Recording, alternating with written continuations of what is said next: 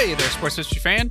This is Arnie Chapman, aka the Football History Dude, and I'm here to tell you about an awesome way for you to rub elbows with your favorite podcast hosts here on the Sports History Network, while at the same time rooting for your hometown team this upcoming NFL season.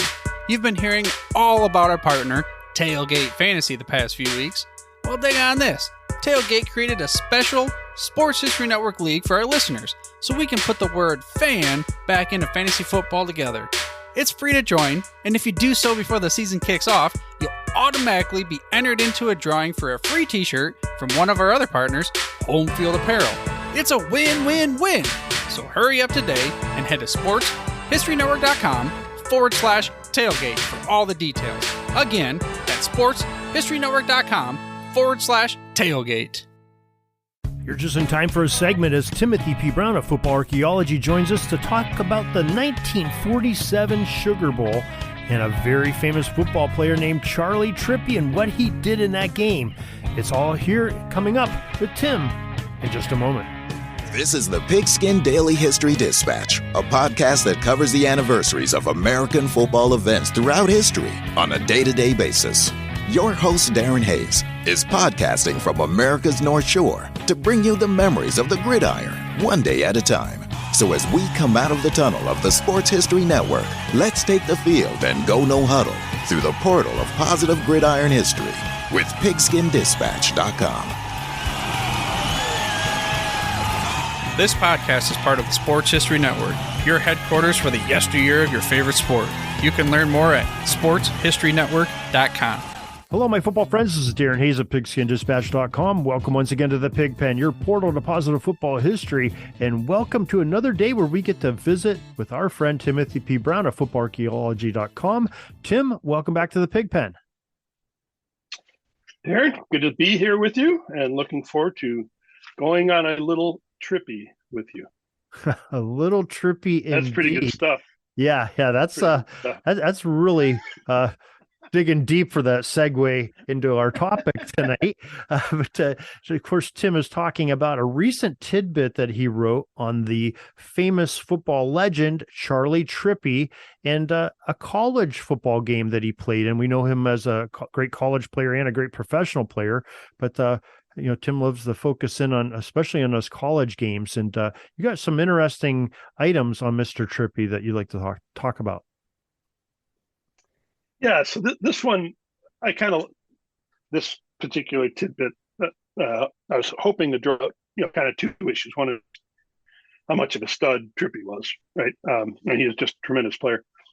But the other thing was just kind of the messiness of determining the national championship back in the day, And if anybody thought it was bad the past 30, 40 years, back in 1946 when he was getting out of college, it was worse. So, he as a senior, his senior season was 1946. He's playing for, University of Georgia. And they ended up the year ranked number 3. And so ended the regular season ranked number 3. Number 1 and 2 were Army and Navy, who had tied 0-0, last game of the season. And so, they were, they weren't going to win the national championship in all likelihood, meaning Georgia wasn't. And, back then the Big Ten, for the 1947 season, the Big Ten still, maybe they had just started, but anyway, there were, Notre Dame didn't go to bowl games, and we were still in an era where entire conferences didn't go to bowl games. So it's, who's going to finish the season national champs is kind of a mess. But so they end up with, Georgia ends up being invited to the Sugar Bowl. And they're number 3, they play number 9, North Carolina. And so Trippi, he had finished second in the Heisman Trophy voting to Glenn Davis, of Army. And Trippi was this, quintuple and maybe even a septuple or whatever, threat, because he was a passer, He was a runner, punted, he returned kicks, and in the 47 season, he led the nation, or at least tied for in the nation for most interceptions. So he's just this all around player who's just tremendous. So he ends up in the Sugar Bowl. North Carolina takes a 7-0 lead at half. And then Georgia ties it up, early in the third quarter. UNC gets a field goal, so now they're down. Georgia's down 10-7. And they're thinking we're at least the third team in the nation. So then I think it was the next series. Trippi faked the run and then executed one of those old style jump passes. He jumps up right behind the line of scrimmage, hits a guy who's running a crossing pattern, and the guy, boom, to the races, gets a touchdown, and then they score another touchdown and win the game. And, one of the cool things about that particular tidbit is just that I had, I got these old college composite schedule, booklets. And so one of them had that play, and, the coach described the play. It's got the play diagram, and, so it's just a neat illustration of that jump pass play. But so they end up winning, and here it is right after World War II. So the AAFC and the NFL are battling for contracts. So this guy signs he's able to sign a 4-year $100,000 contract, which was the biggest contract for a pro football player to that point. So I mean, just the bargaining power he had, and yet it's just nothing compared to today. 4-year $100,000 contract. And then he goes on, in the NFL, he's named the all 1940s team. And when he retired in 57, he was the NFL's all-time yardage leader, because he was this multi-threat guy. And then he ends up, he died in 2021. He was the second former NFL player to live to be 100 years old. So the guy had a pretty good life. Yeah. Wow. I can't complain about that one. No. And what an interesting, time when his senior season, World War II is just over, and that 46th season is sort of, I always look at it, it's almost like a line of demarcation of, like, the single wing is sort of ending its run, and they're going into, some T formations, some more modern formations that we're familiar with. And, single platoon football is, right at its edge of doing. So it's a lot of interesting things that era, and all the different things that, if you're a football fan, you go to the stadium, you're going to see, everything coming out of the woodwork in those years. And like you said, the AAFC and the NFL are doing battle, and Paul Brown is, getting his glory on and at the pro level, and just a cool era of football. Yeah. Charley Trippi is definitely a part of that. Well, and Trippi, like a lot of the guys, he was, I think he left college and I think he was 44 and 45. I could be off on that, but like a lot of these guys, they were getting drafted, and so he was out of the game. Now he played service football like a lot of these guys did, but the other thing about 46 was just, I mean, if there was an era with more talent, now this is pre-integration, so it's all white guys, right? But you had rosters filled with these returning vets, so guys who had been in the service for 2, 3, and even 4 years coming back to college, and all these guys with playing experience, all these guys who'd started, are now all of a sudden on one roster. And it's just, and even though teams were starting to run 2 platoon, most still ran 1 platoon. So just, I mean, there was just some tremendous talent in the 1946 season.